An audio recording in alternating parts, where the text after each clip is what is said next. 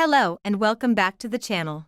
The manhwa we are going to recap today is about a girl who was a top con artist in her previous life. So let's begin with our recap. The manhwa opens in Drax. A man strides through the stone corridors before halting in front of a cell holding a blonde woman. The guard unlocks the door, and the blonde woman lifts her head at the sound. He tells her bluntly that from now on, she'll be working with him. She's quiet for a beat, then flashes a smile. Brushing her golden hair behind her ear, she asks sweetly what he needs from her.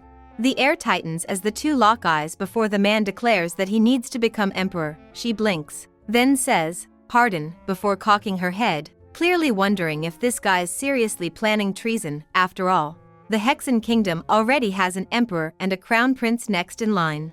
The man standing in front of her is the emperor's youngest son, third in line, stuck behind the crown prince and the second prince. Still, she notes, it's nothing that can't be solved with a little strategic removal. The woman chuckles under her breath, unable to stop herself from laughing. She mocks him, asking if he, of all people, truly thinks he can seize the throne. His expression hardens, irritated by her reaction.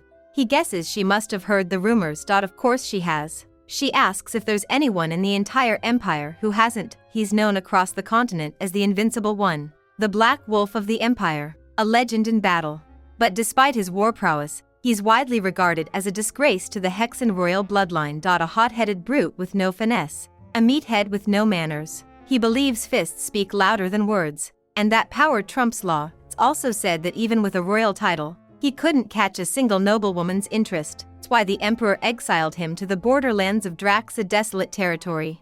It was given to him so he could burn off his aggression by battling foreign forces for the rest of his life. Despite being cast out as the family's black sheep, he still served his purpose, keeping the kingdom's borders protected from invasion, covering her mouth to stifle a snort. The woman thinks this man's got no real shot at becoming emperor. Looking at history, brute strength alone never made a ruler. The great leaders were clever, silver-tongued, and devious. The prince shrugs off her smirk and says that yes, he's aware she probably thinks he's a dumbass, but that's exactly why he needs her brilliant mind. She asks if that's why he's come crawling to a prison. He nods, waving him off. She says there's no way a petty criminal like her can help him seize a crown, but he's not swayed. He's heard stories of her ruthless intellect. Even if she's a scumbag, she insists those tales are blown out of proportion. He says he doesn't care she's helping him, like it or not. He adds that it's either this or a death sentence. After all, she is a first-degree convict. That gives her pause. She admits he's got a point. She then asks, if she helps, will she be pardoned? He tells her yes. She leans her head back, thinking it over for a moment, then says she guesses she doesn't have much of a choice. Flashing a grin, she tells him she'll do her best to serve him, promises she'll be handsomely rewarded if this succeeds: riches, a noble title, even power. She bows her head slightly, thanking him. He says he'll return at dawn. When he does, she'll be walking out of here not as a prisoner but as his tactician. He offers a rare smile as she replies, "Much obliged." As he leaves, she lets out a deep exhale. Does he think she's insane? She doesn't want to be rude, but in her opinion, he's a total dumbass who might be better off without a brain at all. Still, she has to give him some credit. Recruiting her? Bold move. Beyond that? Not much. She wonders why she'd even waste her time on a man clearly lacking the qualifications to rule an empire. But then again, it's not like she can sit around waiting to be executed. So she'll just play along for now. Then she frowns. What is she even saying? She voluntarily came to Drax prison, lifting a fork. She muses that she had actually planned to escape at dawn today anyway. You see, she once had a different life. A very different life back then. She lived in another world, one where she did almost everything imaginable. She was an assistant professor at a university, a fund manager. She worked at an insurance company. She was even a conglomerate's secretary and a second-hand car dealer. The one common thread, every job she landed was thanks to fraud. Her first trick in that life was forging an acceptance letter to a top-tier university. She could probably help you get into Harvard. Why'd she do it? Just to experience college life. That opened the door to a lifetime of scams, each bigger than the last. Eventually, she became a wanted criminal for first-degree fraud. Her face was plastered on wanted posters nationwide. She didn't mind. The authorities in her old world were clowns, clueless and lazy. She used prosthetic makeup and fake identities to stay ahead of the law. Nothing could catch her. Then she crossed paths with a conglomerate CEO while pretending to be a fund manager.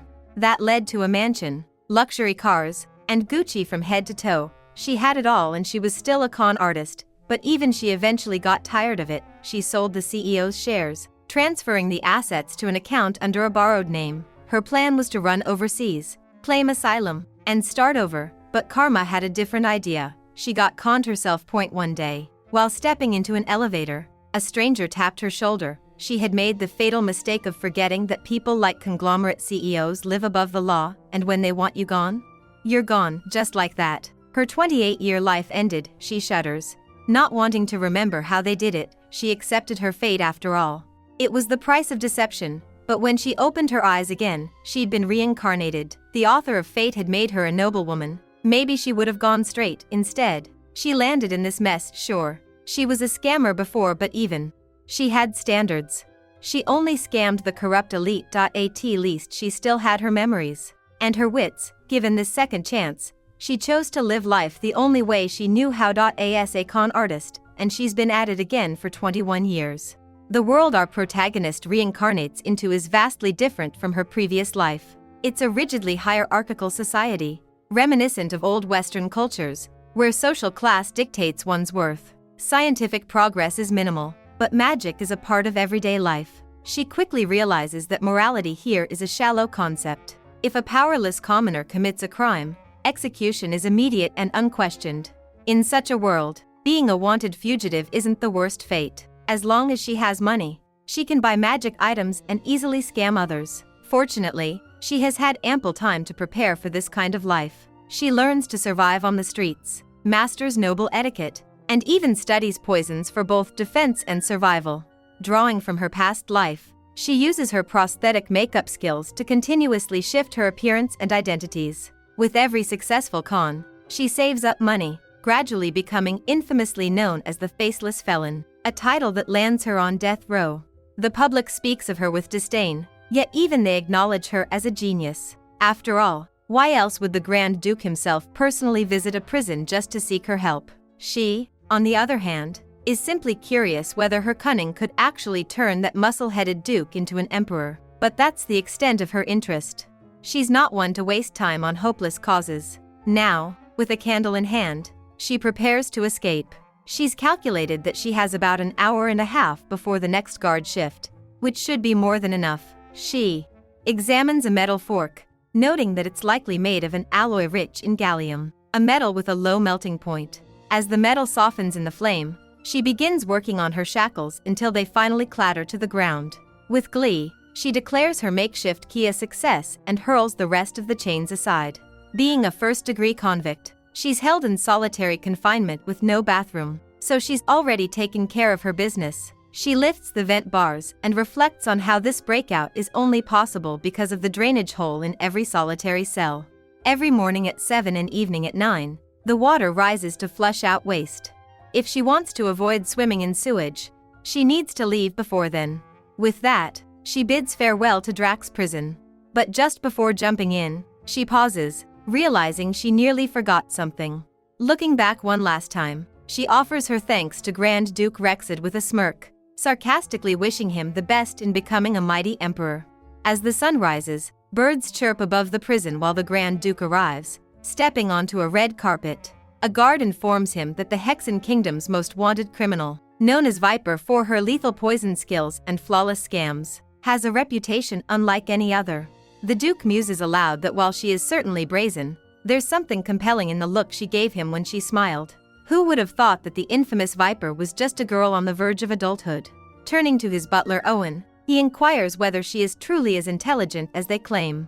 Owen confirms it without hesitation, noting that she is the mastermind behind every major scandal in the Empire over the past 4 years. As they descend a spiral staircase, the Duke mutters about her being a money-hungry wench, yet fully expects her to work hard if enough gold is dangled before her. Owen agrees, adding that she'll follow the money as long as it surpasses what she makes conning others. Still, he warns his master not to place any trust in her. Of all people, she is the last one anyone should rely on. The Duke assures him that he's well aware, asking pointedly how many times Owen has repeated that warning. With a sigh, Owen tries to respond, But the Duke interrupts, suddenly taken aback by something ahead. Down the hallway, they spot an open door. The guards freeze in panic as the Duke strides in. He says nothing at first, merely staring at the scene before him. Loose chains on the floor and an open drainage hole. The silence is heavy until, with a sharp glare, he orders the guards to explain exactly what happened. In a wave of panic, the guards drop to their knees, shouting that it was the Viper. She has escaped. The Duke then calls for Owen to go find out how she managed to escape. The Duke says he wonders if the guards were stupid and lost the key or something, to which Owen tells him to not blame it on the innocent guard. Owen then reaches to the ground to grab the alloy, as he says she appeared to melted this to make a key. He also notes that it is probably how she unlocked her shackles and the lock to the drainage as well. The Duke then notes that if she did not steal a key, he wants an explanation for how this fork got in her cell. The guard says sneaking in kitchen utensils is dangerous, so metal detectors are in place, but they did not find any issues with them recently. The Duke asks if the Viper passed through the detectors yesterday, before the guard says something peculiar actually happened yesterday.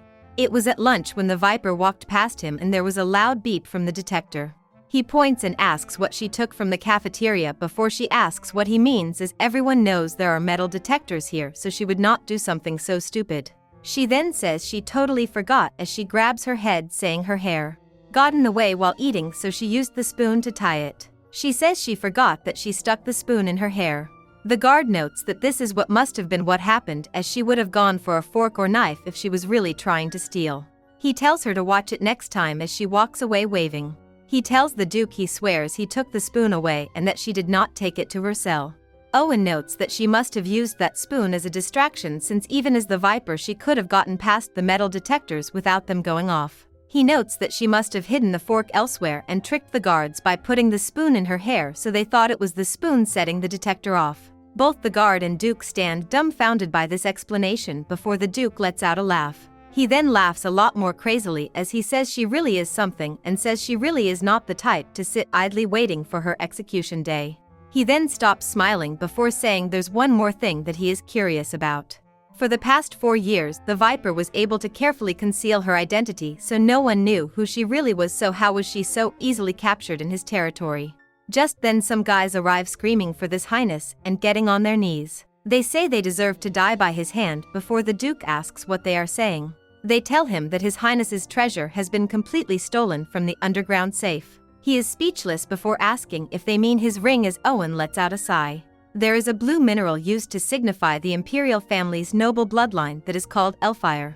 When a member of the royal family is born, they are given this mineral in the form of items such as rings or bracelets.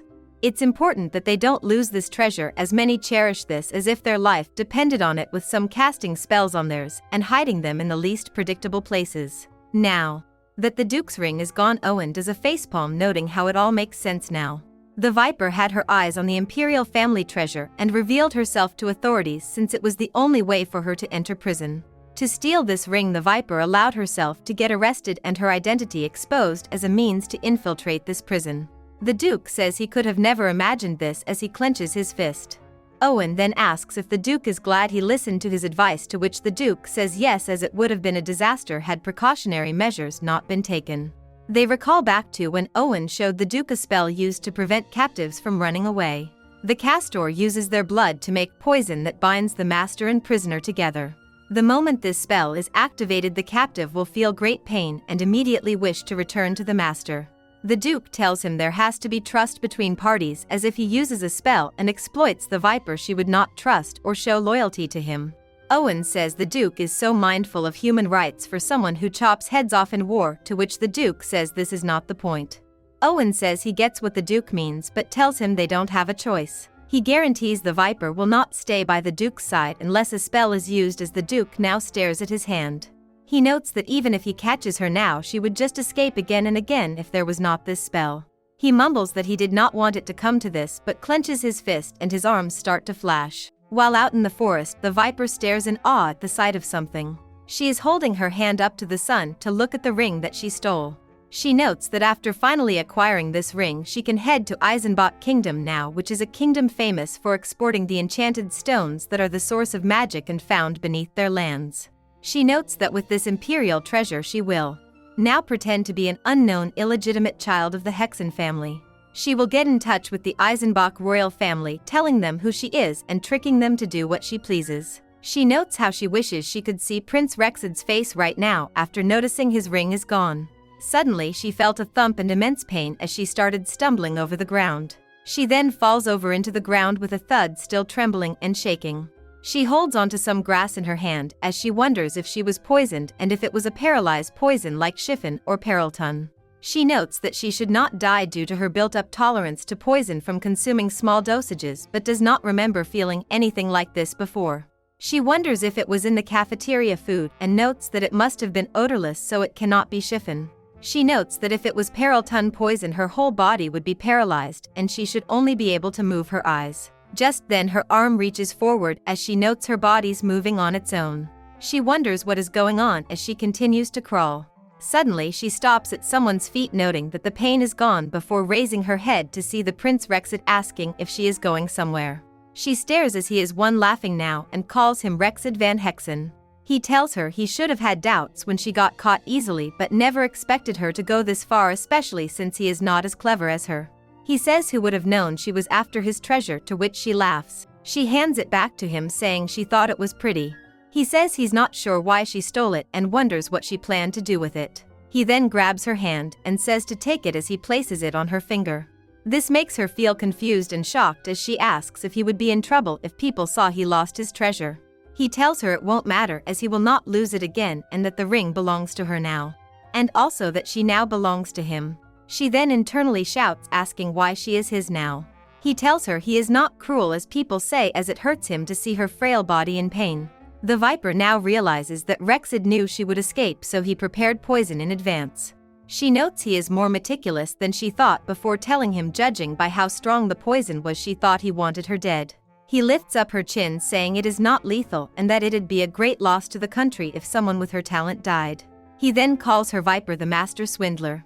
He then tells her that, as he said before, he must become the emperor no matter what. She stares at him, noting that this man must have an ulterior motive, since she believes even he knows he is not fit to be emperor, so there must be a reason for wanting disorder in the family.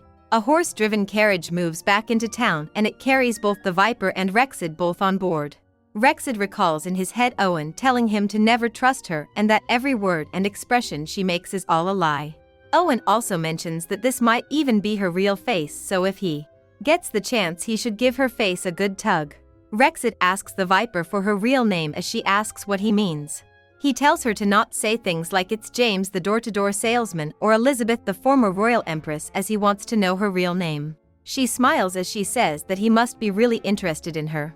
He says he is, and he says that he's assuming she's got many identities for many crimes that haven't even come to life yet. Viper says that she is surprised he is not all brawn and no brains like he rumors say, as Rexid sweats Owen was the one who told him to say all this. He then again asks for her real name, to which she says she does not have one. He says what before she tells him she never had one as she wasn't given one. He asks if she never had parents, to which the Viper says she is sure she does but has no recollection of them. Rexid then wonders that if she were born to a loving family would she have ended up like this. Viper tells him that she chooses suitable names for herself when needed, and despite being an Empire citizen she never got caught as she has no registered identity. She then tells him since she is offering her service to him now, it would be an honor if His Highness would give her a name now. He then asks if she is willing to help him now, to which she says why else would she go to his estate without resisting. He then tells her there's no way to know what goes on in her head, and how is he supposed to know if she is plotting to escape again. She tells him she's changed her mind since when they first met she judged him based off of rumors and thought he was not fit to be her liege. He then asks her what changed her mind, to which she says she had no clue he'd be crafty enough to poison her meal. Rexid flinches before she tells him that type of bold determination is necessary at times before she asks what type of poison he used. He shrugs before she tells him she's assuming it was odorless as she consumed it without knowing, so it can't be chiffon and it can't be peralton based on the symptoms. He then asks her if she thinks he's an idiot and expects him to just tell her what he used, to which she says she sees his point.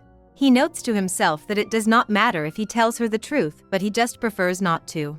He also notes that she is a criminal deserving of no basic rights, but he still did choose to bring her here to help him. For some reason he thinks it'll feel bad telling her that a secret spell was cast upon her.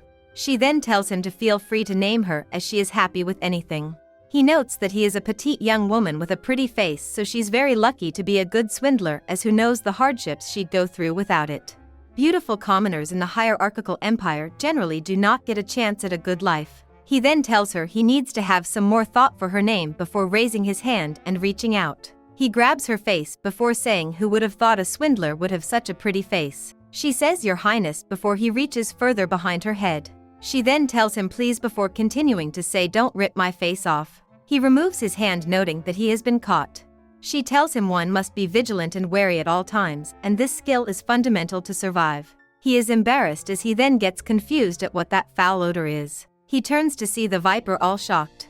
She laughs as she knows she is the source of the stench. She then recalls that she did run through a sewer after all. To which he says she leaves him no choice, and he tells the carriage to stop. They both then walk inside a shop before Rexed calls for someone and raises his hand, saying he'll buy all the dresses over here and over there. He also tells them to have it all packaged. He wants all clothes in her size packaged and placed in his carriage. Viper is shy, saying she only needs one dress to change into, to which he asks how she will live in one dress and will she wash it all the time. She then asks isn't that how it is usually done, which causes him to say what in shock. She tells him she does not have many dresses and that if one gets dirty she'll of course wash it so she can wear it again. People stare as he then tells her that's not what he meant. He then mutters to her, asking what she did with the scamming money and why she didn't get new clothes. She tells him that she has orphans to care for and she used all her money to pay for their medicine and does not have the luxury to buy things for herself. She fondles the dress as he stands in silence and then says since she works for him now money should not be a worry, and to let him know if she wants anything to wear, as he thought girls her age liked these kinds of things. She says yes, but she never had the courage to buy them, and she then asks if these are really all for her. He yells yes, to which she says she doesn't know if she can accept them.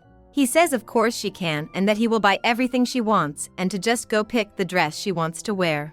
She then asks to try one as she points at it before the prince calls for the lady and tells her the viper will be wearing that. The lady hands over the dress to the viper and says she can change in the private room over there.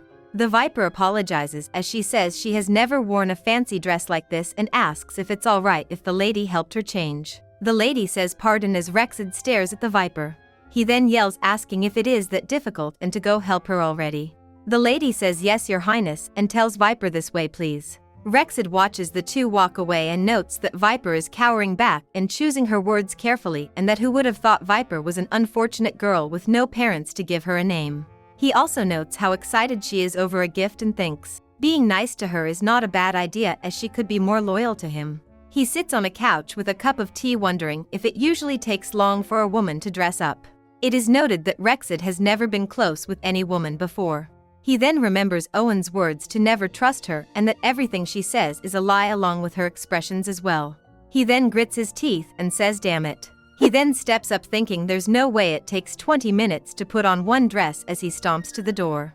He then bursts in and sees the lady from the shop tied up. She is trembling as Rexed gets angry he was tricked and slices away the binds. He asks her what happened, to which the lady says the girl threatened her and ran away. Rexed says he is not dumb and knows that much and wants to know what the girl did and said when entering this room. The lady exhales before the scene plays out. They pair step in the room with Viper glancing around before saying she would have come alone if she knew a window was in here. The lady is confused and asks what she means before a knife is pointed at her. Viper says that since she is here to tell her the fastest way to the outskirts of town. The lady says to pass the right side of this building to find Fahum Street and walk all the way down it.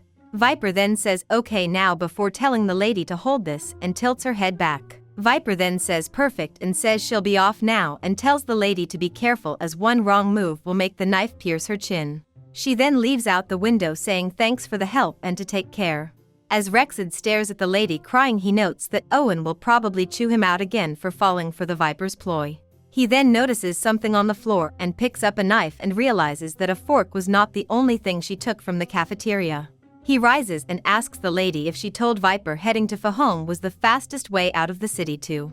Which she says yes. He notes that he will need to activate the spell, but why did it have to be at Fahom of all places? This is a dangerous and ghetto area, but if he puts this off any longer she'll get further away. He steps outside the room and folds up his sleeve as the spell mark glows.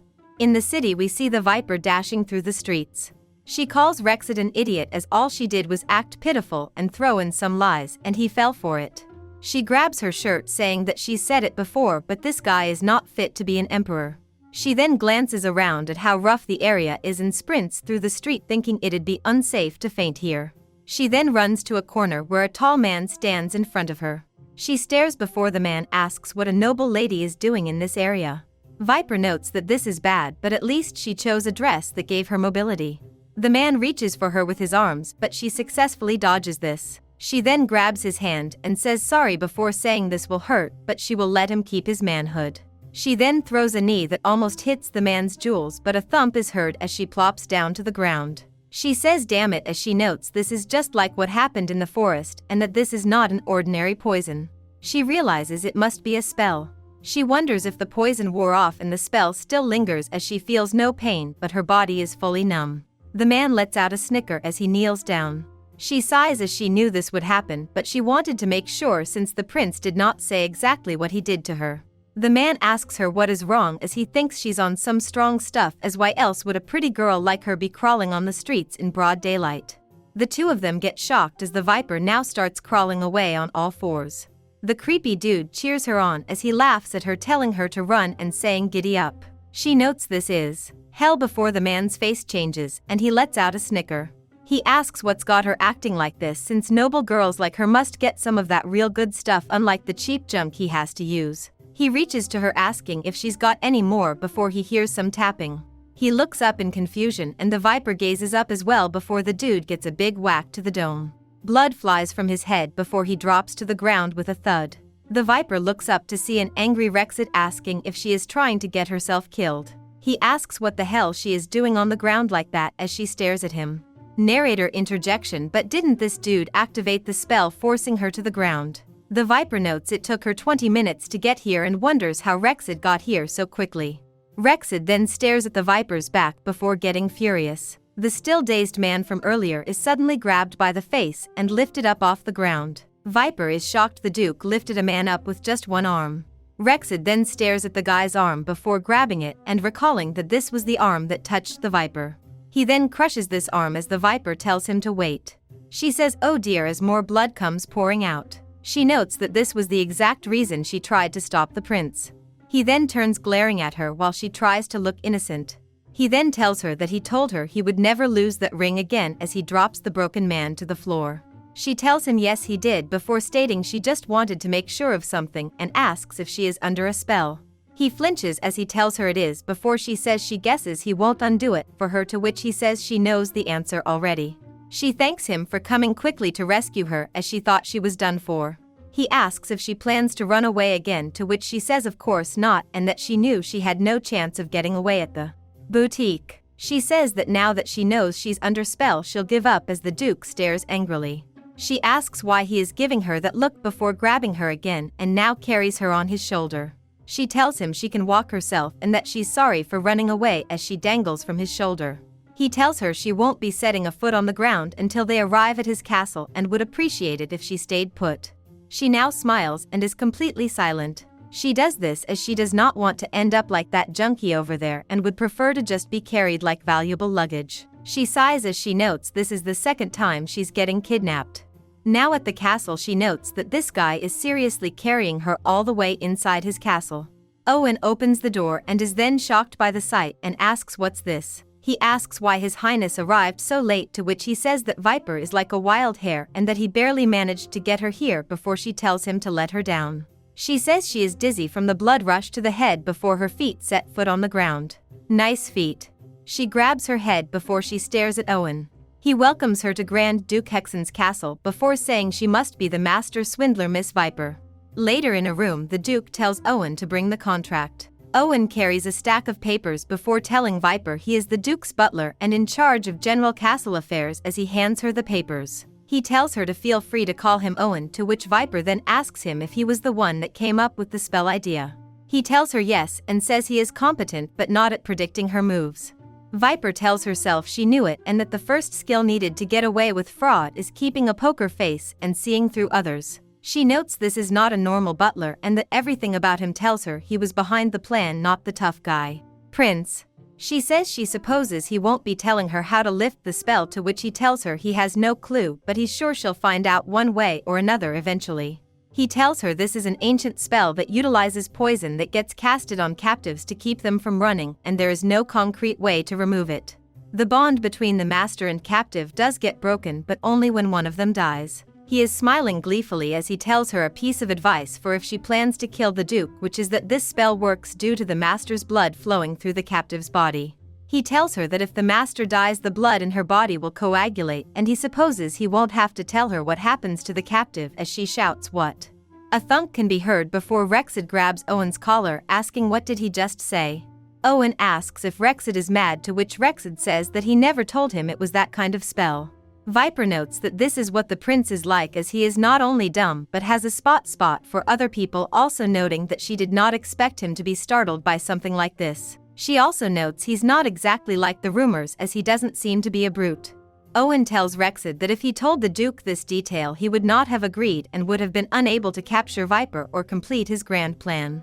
The Duke asks what kind of lunatic Owen is, to which Owen says he's just a humble servant working hard for His Majesty and the land. He then smiles at Viper and calls her a criminal and asks if she knew Count Leshkier self-deleted after she stole his whole fortune. He also mentions two others named Pello and Shuten who took the Viper's advice and now slave away as servants to pay back debts. Viper then giggles, saying, "Is that so?" To which Owen says this should not be surprising at all, since those dudes deserved to be 6 feet under anyways. Count Leshkier ran a trafficking business while the other two ran a large gambling house. Owen notes that Viper must be aware of all this, as everyone she has scammed made money outside of the law.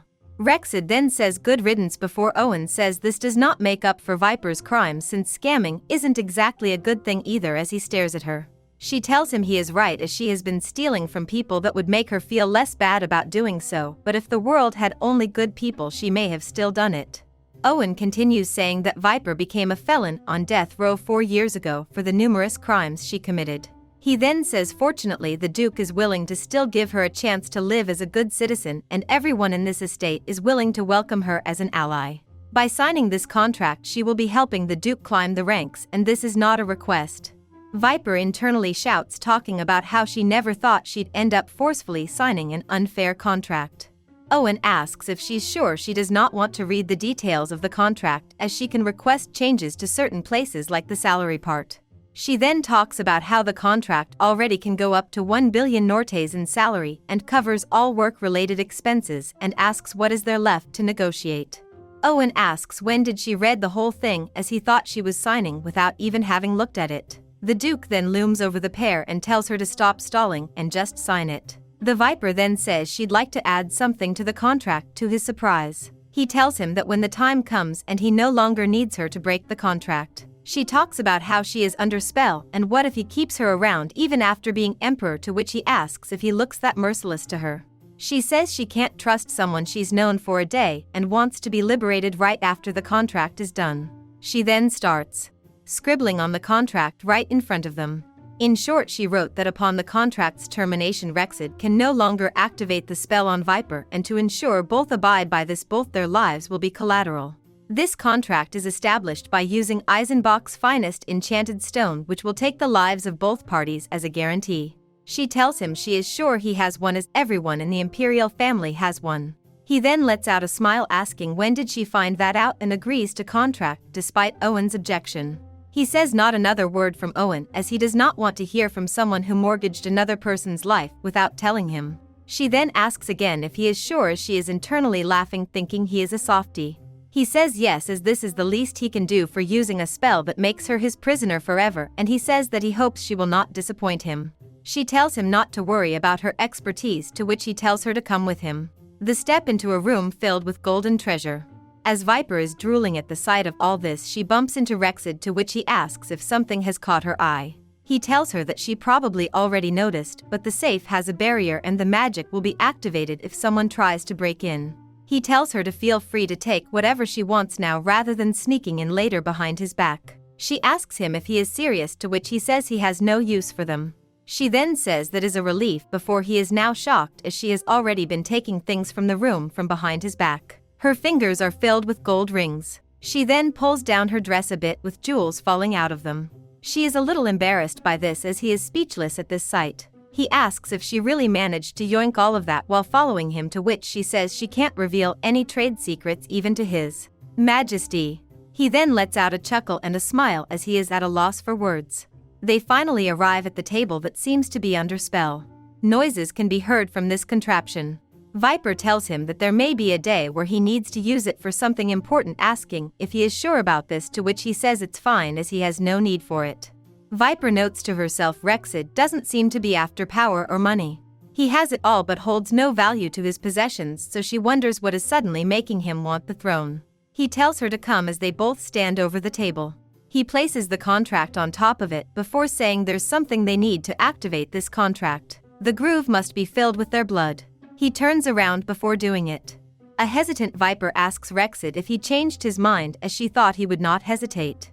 He tells her that's not it, and that to fill this groove they need big cuts, and that he is unsure if she's okay with having a scar.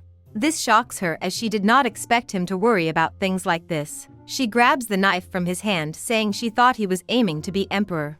This is not a position gained by just beating knights and soldiers in battle.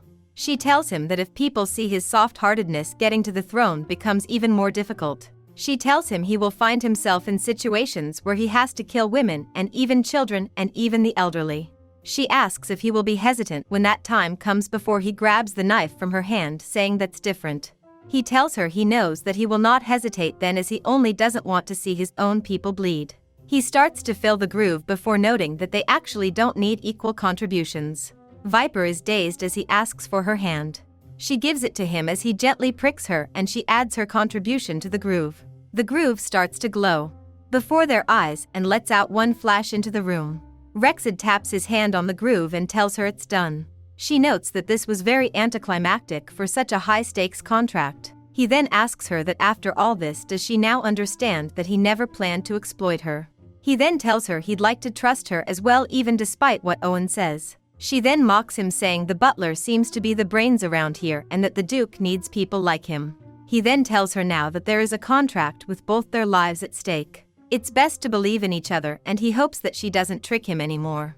She then tells him she has no other choice, so she agrees, which angers him. She then tells him she understands and that it's up to him if he believes her or not. He then tells her that if there's something else she's hidden from him, then now should be the time to confess. She then remembers there was something as he stands there shocked. She laughs as she starts pulling at her facial skin, tearing off a certain part before revealing green eyes and pink hair. The Duke stares in awe as he finally sees her true appearance as a fully pink-haired girl. She asks if she looks prettier and if he likes her eyes and hair. She then brags, saying she always tries to make a disguise prettier than she normally is, but can't do so, to which he asks if she even is a woman. She then asks if he wants to check as he shouts at her to just say yes or no. She chuckles as she says yes to that. He then turns around, to which she says to not be angry and that he's the only one she's shown her real face to since she was 6. He asks if she lived this life since she was 6, to which she tells him she had to hide her face as she grew up. He then remarks that she probably did this to trick others. She then changes the topic, saying this is her true self, as Rexid states there's more right. She then says she almost forgot something as she then reaches for her eyes and pulls out the green lens. She says sorry as she forgot these the whole time and reveals her blue eyes. He then tells her to come here as he tries to check if there is anything else. He asks if she is not hiding anything else, right, while squeezing her cheeks as she shouts it hurts. He asks if she swear to him there isn't, to which she does. Now we see Viper living the life of her dreams. Redix glances at her, amused, and asks if this is truly making her that happy. She laughs, teasing that if she had known earlier, she would have made him kidnap her sooner. He calmly says that if she needs anything else, she should let him know. They'll go together.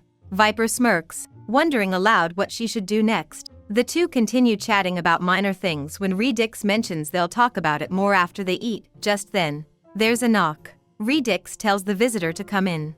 Misha and Owen enter happily, and Viper greets them with a warm smile. Misha looks visibly delighted, almost emotional, as she starts patting Redix affectionately.